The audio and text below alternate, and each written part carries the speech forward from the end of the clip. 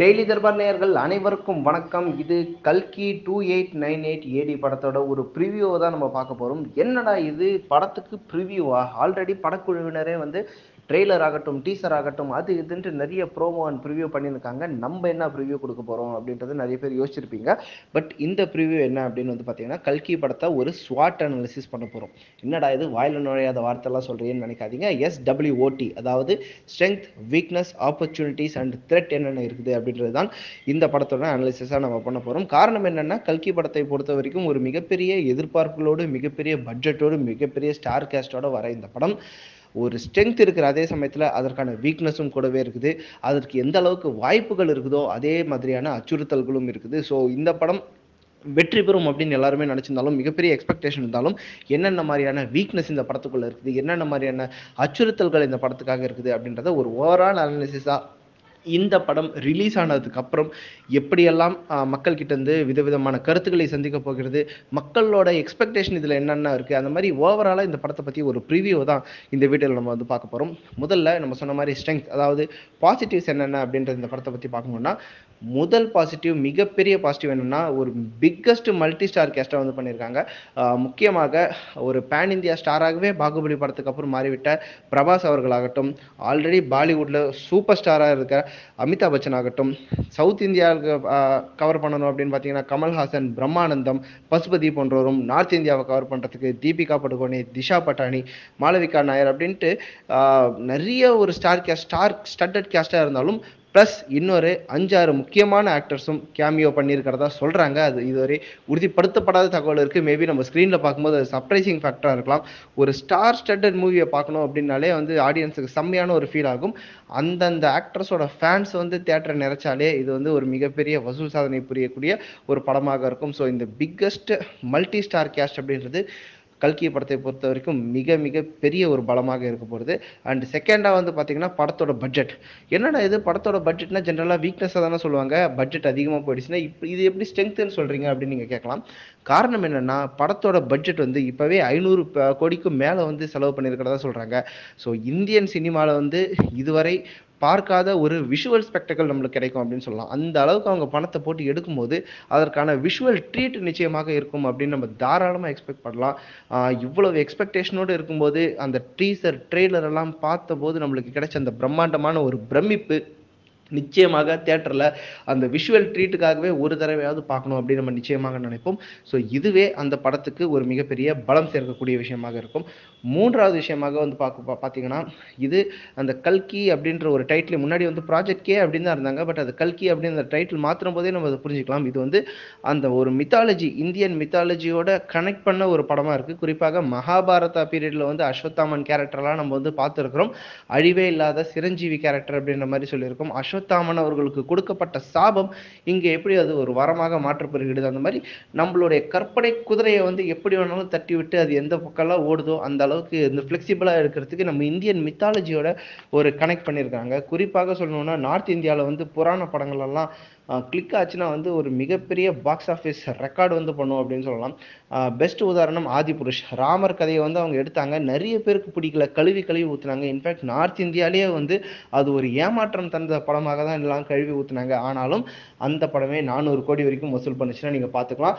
So இதில் வந்து எப்படின்னா புராணம் மித்தாலஜிக்கல் கேரக்டரையும் இன்க்ளூட் பண்ணி 2898 ஏடியில் நடக்கிற மாதிரி காமிக்கிறதால ஃபியூச்சரிஸ்டிக் வேர்ல்டு எப்படி இருக்குது அப்படின்னு சொல்கிறாங்க. ஸோ மித்தாலஜி லவ்வர்ஸ்க்கு எந்த அளவுக்கு இந்த படம் ஒரு எக்ஸ்பெக்டேஷன் கிரியேட் பண்ணியிருக்கோ அதே அளவுக்கு சயின்ஸ் ஃபிக்ஷன் மூவி லவ்வர்ஸ்க்கும் இது ஒரு விஷுவல் ட்ரீட்டாக இருக்கும். ஸோ அவங்களும் அவர்களுடைய கற்பனை குதிரைகளை கட்டவிழ்த்து விட்டிருக்கிறார்கள். எப்படி வந்து மகாபாரதம், ராமாயணம் எல்லாம் படித்து அதில் இன்ட்ரெஸ்ட் இருக்கிறவங்க ஒரு கற்பனையில் இருக்கிறாங்களோ அதே மாதிரி 800 வருஷம் கழிச்சு உலகம் எப்படி இருக்க போகுது அப்படின்றத ஒரு சயின்ஸ் ஃபிக்ஷன் மூவி பார்க்கக்கூடிய நபர்களும் அதை வந்து எப்படி விஷுவலைஸ் பண்ணியிருக்காங்க அப்படின்னு பார்க்கறதுக்காக ரொம்ப ரொம்ப ஆர்வமாக இருக்காங்க.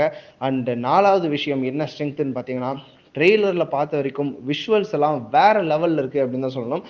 செர்பியா நாட்டிலேருந்து ஒரு டிஓபி வந்திருக்கிறாரு, ஒரு செம்மையாக ஒர்க் பண்ணியிருக்காரு. அவர் பேரை நம்ம சொல்லாமல் இருக்கிறதுக்கு முன்னாடியும் அது உண்மையிலே வாயில் நம்மளுக்கு நுழையலை. பட் ஹாலிவுட் லெவலில் மேட்ச் பண்ணுற அளவுக்கு ஒர்க் பண்ணியிருக்காங்க அப்படின்னு தாங்க சொல்லணும். உண்மையிலே வந்து இது எப்படி இருக்குன்னா, நம்ம விஷுவல்ஸ் எல்லாம் பார்க்கும்போது ஃபோன்லேயோ இல்லை டிவிலையோ அந்த சின்ன ஸ்க்ரீனில் வந்து நம்ம ட்ரெய்லரையும் டீசரையும் பார்க்கும்போது விஷுவல்ஸ் அவ்வளோ சூப்பராக இருக்குது. ஸோ தியேட்டர்லலாம் ரிலீஸ் ஆகிறத பார்க்கும்போது ஒருவேளை ஹாலிவுட்லேருந்து யாராவது பார்த்தா கூட வாவ் அப்படின்னு சொல்கிற அளவுக்கு இருக்கும் அப்படின்னு தான் நினைக்கிறேன். நிச்சயமாக சொல்கிறேன், சூப்பராக பண்ணியிருக்காங்க, செம்மையாக பண்ணியிருக்காங்க. எஸ்பெஷலி டிஓபி வந்து பயங்கரமான ஒர்க் பண்ணியிருக்காங்க. இது படத்துக்கு மிக மிக பெரிய ஸ்ட்ரென்த்தாக, ஈவன் ஆஃப்டர் ரிலீஸ் இது ஒரு மிகப்பெரிய ஸ்ட்ரென்த்தாக இருக்கும் அப்படின்னு தான் சொல்லணும். அண்ட் ஃபிஃப்த் பாயிண்ட் வந்து பார்த்தீங்கன்னா, ஆல்ரெடி ஓப்பன் ஆன இடங்கள், அதாவது ரிசர்வேஷன் எங்கெல்லாம் ஓப்பன் ஆகிருக்குதோ அங்கே இப்போ வரைக்குமே அட்வான்ஸ் புக்கிங் வந்து செம்மையாக போயின்னு இருக்குது, ஒரு பீக்கில் போயின்னு இருக்குது அப்படின்னு தான் சொல்லணும். குறிப்பாக தெலுங்கு ஆடியன்ஸோட ஃபோர்த் அப்படின்னு சொல்லப்படக்கூடிய யூஎஸ்ஏலலாம் வந்து பார்த்தீங்கன்னா இப்போவே ரெக்கார்ட் பிரேக்கிங் புக்கிங்ஸ் வந்து போயின்னு இருக்குது அப்படின்னு தான் சொல்லணும். மிகப்பெரிய ஓப்பனிங் கிடைக்க போது டே ஒன்லேயே 100 கோடி இல்லை 150 கோடி வந்தால் கூட நம்ம ஆச்சரியப்பட்டதுக்கு இல்லை. காரணம் என்னென்னா அட்வான்ஸ் புக்கிங் ஃபுல் ரேஞ்சில் போயின்னு இருக்குது அப்படின்னு தான் சொல்லணும். அண்ட் கடைசியாக ஒரு ஸ்ட்ரென்த் இருக்குது, படம் ஃபேண்டசி லேண்ட் அப்படின்னு இருக்குது. ஸோ இது ஃபேண்டசி ஜேர்னர்ன்ற மாதிரி தானே இருக்குது, ஏன்னா அது ஃபியூச்சரில் போகுது அப்படின்னு பார்க்கும்போது அதுக்கேற்ற ஃபைட்ஸு அந்த மாதிரிலாம் இருக்கும்போது ஒரு கிட்ஸுக்கும் என்ஜாய் பண்ணுற மாதிரி இருக்குது. ஜென்ரலாகவே நம்ம படங்கள்லாம் பார்த்தீங்கன்னா அடல்ட்டு அந்த டீனேஜர்ஸ் காலேஜ் கோயிங் பசங்க அவங்கெல்லாம் ஹிட் பண்ணுறதை விட குழந்தைங்களுக்கு பிடிச்சிருச்சுன்னா நிச்சயமாக அந்த படம் வந்து மெகா பிளாக் பஸ்டர் ஹிட் தான். அதுவும் ஃபேமிலி ஆடியன்ஸ் எல்லாம் கண்டினியூஸாக வர ஆரம்பிச்சிட்டாங்கன்னா அது ரெக்கார்ட் பிரேக்கிங் நம்பர்ஸ் அப்படின்னு தான் சொல்லணும். ஸோ ஸ்கூலெல்லாம் ஓப்பன் பண்ணதுக்கு அப்புறம் கூட கிட்ஸ் எல்லாம் வர வச்சாங்கன்னா இந்த தேட்டரில் வந்து பார்க்கக்கூடிய கிட்ஸ் எண்ணிக்கை, ஃபேமிலி ஆடியன்ஸோட எண்ணிக்கை வந்து பீக்கில் போச்சுன்னா நிச்சயமாக அது இன்னொரு பாக்ஸ் ஆஃபீஸ் சரித்திரத்தை உண்டாகிறதுக்கு இந்த படத்துக்கு எல்லா விதமான வாய்ப்புகளும் இருக்குது அப்படின்னு தான் சொல்லணும். இவ்வளவு பாசிட்டிவ் இருக்கிற படத்தில் நிச்சயமாக என்ன வீக்னஸ் இருக்குது அப்படின்னு நேரத்துக்கு உங்களுக்கு சந்தேகம் இருக்கும். எஸ், இந்த படத்தில் நிச்சயமாக சில வீக்னஸும் இருக்குது அப்படின்னு சொல்லணும். அந்த கடைசியாக நம்ம சொன்ன அட்வான்ஸ் புக்கிங் பாயிண்ட் தான். என்ன தான் அட்வான்ஸ் புக்கிங்கில் வந்து எவ்வளோ சூப்பராக இருக்குது, ஆஹா ஓஹோ இத்தனை ரெக்கார்ட் பிரேக்கிங் முன்னாடியே எவ்வளோ பேர் புக் பண்ணிட்டாங்க அப்படின்லாம் சொன்னாலும் ஒருவேளை படத்தில் வந்து ரிவ்யூ நெகட்டிவாக வந்துருச்சுன்னா அது அப்படியே அந்த அட்வான்ஸ் புக்கிங்கோடவே அது ஸ்டாக்னட் ஆகிடும். அதுக்கப்புறம் ஒரு புக்கிங், ஒரு ரேஜ், ஒரு ரன் அப்படின்றது இல்லாமலே போயிடும். இது படம் எந்த அளவுக்கு எக்ஸ்பெக்டேஷன் கொடுத்துருக்கோ அந்த அளவுக்கு ஆபத்தாக மாறக்கூடிய ஒரு வீக்னஸும் இந்த படத்தில் இருக்குன்னு சொல்கிறான். ஸோ ரெக்கார்டு பண்ணுற அளவுக்கு வசூல் பண்ணுறதுக்கு ஒரு கஷ்டமாக இருக்குது, சப்ஜெக்டட் டு ரிவ்யூ வந்து டேஞ்சராக வந்துருச்சுன்னா. அண்ட் இன்னொரு முக்கியமான வீக்னஸ் என்ன அப்படின்னு வந்து பார்த்தீங்கன்னா படத்தோட டியூரேஷன். எஸ், நீங்கள் என்ன தான் ஒரு ஃபேண்டசி படமாக இருந்தாலும் சரி, வித்தியாசமான ஜேர்னராக இருந்தாலும் சரி, இன்வெஸ்டிகேஷன் த்ரில்லராக இருந்தாலும் சரி, ரசிகர்களை ரொம்ப நேரம் சோதிக்கக்கூடாது அப்படின்னு வந்து சொல்லுவாங்க. ஸோ இந்த படம் 3 மணி நேரம் இருக்குது அப்படின்றது வந்து 3 மணி நேரமும் உட்காந்து நீங்கள் விறுவிறுப்பாக எங்கேஜிங்காக படம் இருந்தால் மட்டும்தான் அது தப்பி பிழைக்கக்கூடும். இல்லை கொஞ்சம் நெளிய வைக்குது, 2.5 மணி நேரத்துக்கு அப்புறம் கொஞ்சம் சீக்கிரமாக முடிச்சிருக்கலாம்னு தோணுது, அங்கங்கே கட் பண்ணியிருக்கலாம்னு தோணுது, ஃபைட்டு லெங்க்த்தாக இருக்குது, அந்த மாதிரி ஏதாவது ஒரு குறைகள் வந்துச்சுன்னா அடுத்தடுத்த ரிப்பீட் வேல்யூ அது குறையிறதுக்கான வாய்ப்பு இருக்குது. முதல் தடவை பார்த்துட்டு வந்து ஓகே அப்படின்ற மாதிரி தான் அவங்க ஃபீல் பண்ணுவாங்க. ஸோ 3 மணி நேரம் நிச்சயமாக எங்கேஜாக இல்லைன்னா அது போரு, ஸ்லோ அப்படின்னு சொல்ல ஆரம்பிச்சிருவாங்க. அண்ட் 3வது வீக்னஸ் பார்த்தீங்கன்னா கமல் தான் வில்லன்ட்டு நியூஸ் ஆல்ரெடி வந்துன்னு இருக்கு. பட் ஏற்கனவே ஒரு இன்னொரு நியூஸும் வருது, சர்க்குலேட் ஆகுது. அதாவது கமல் அவர்கள் கடைசி 10 நிமிஷம் 15 நிமிஷம் தான் ஆன் ஸ்க்ரீனில் வரப்போறாரு. அவரோட மிகப்பெரிய ரோல், இம்பார்ட்டண்ட்டான இம்பாக்டான ரோல் எல்லாமே செகண்ட் பார்ட்டுக்காக நாங்கள் ஒளிச்சு வச்சிருக்கோம் அப்படின்னு சொல்லியிருக்கிறாரு டைரக்டர் நாகேஸ்வரன் அவர்கள். பட் இந்த ஒளிச்சு வச்ச கேரக்டர் வந்து செகண்ட் ஹாஃப்ல வரலாம், பட் இந்த ஃபர்ஸ்ட் பார்ட்டை வந்து நகர்த்தக்கூடிய ஒரு ஆன்டகனிஸ்ட் கேரக்டர் யார் அப்படின்றது மிகப்பெரிய கேள்விக்குறியா இருக்குது. அதாவது செகண்ட் பார்ட்ல கமலுக்கு எவ்வளோ வேணாலும் பில்டப் கொடுக்கலாம், பட் ஃபர்ஸ்ட் பார்ட்ல ஹீரோ யார் கூட சண்டை போட போறாரு, ஹீரோ கமல்ல மீட் பண்ண போற வரைக்கும் ஹீரோவை எதிர்த்து போராட போறது யார் அப்படின்ற ஒரு கேள்வி வந்து இருந்திருக்குது. ஒருவேளை அந்த கேரக்டர் ரொம்ப வீக்காக அமைந்து விட்டதுன்னா அது மிகப்பெரிய பிரச்சனையா இருக்கும். படத்துல வந்து ஒரு வில்லனே ஸ்ட்ராங்கா இல்லை அப்படின்னு சொன்னீங்கன்னா அங்கே ஹீரோக்கே வேலை இல்லாமல் இருக்கும். வில்லன் எந்த அளவுக்கு ஸ்ட்ராங்கா இருக்காங்களோ அந்த அளவுக்கு தான் ஹீரோவோட கேரக்டரும் வந்து பலம் பெறும் அப்படின்றது தான் உண்மை. ஸோ என்னதான் கமல் போன்ற ஒரு சூப்பரான ஆக்டரை நீங்கள் வில்லனாக போட்டிருந்தாலும் அவரோட ஸ்கோப் செகண்ட் பார்ட்டில் லிமிட் பண்ணி இருக்கிறது இந்த படத்துக்கு ஒரு வீக்னஸாக மாறக்கூடிய வாய்ப்பு இருக்குது. அண்ட் இன்னொரு வீக்னஸ் என்னென்னு வந்து பார்த்தீங்கன்னா மகாபாரத கேரக்டர், மித்தாலஜி கேரக்டர் எல்லாமே வந்து சொல்கிறாங்க.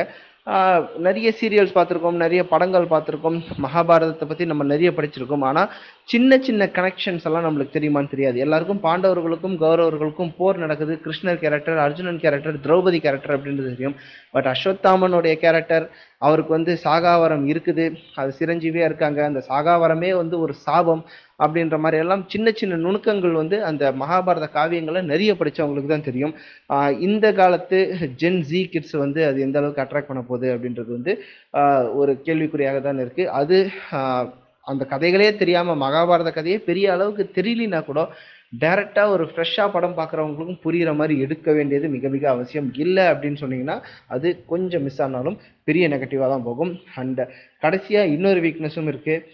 இது என்ன மிகப்பெரிய பிரச்சனைனா, நம்ம ட்ரெய்லர் ரிலீஸ் அப்பயும் பார்த்தது தான், டீசர் ரிலீஸ் அப்பயும் பார்த்தது தான். ஃபர்ஸ்ட் இம்பார்ட்டன்ஸ் தெலுங்கு கொடுக்குறாங்க. தெலுங்கு டீசர், தெலுங்கு ட்ரெய்லருன்றது ஃபர்ஸ்ட் ரிலீஸ் ஆச்சு. அதுக்கப்புறம் ஹிந்தி வெர்ஷனில் ட்ரெய்லரும் டீசரும் ரிலீஸ் பண்ணாங்க. கடைசியில் போனால் போகுது அப்படின்ற அளவுக்கு தான் தமிழ் ட்ரெய்லரும் டீசரும் ரிலீஸ் பண்ணாங்க. ஸோ அவங்களோட இம்பார்ட்டன்ஸே வந்து பார்த்தீங்கன்னா இந்த ஆர்டரில் தான் இருக்குது.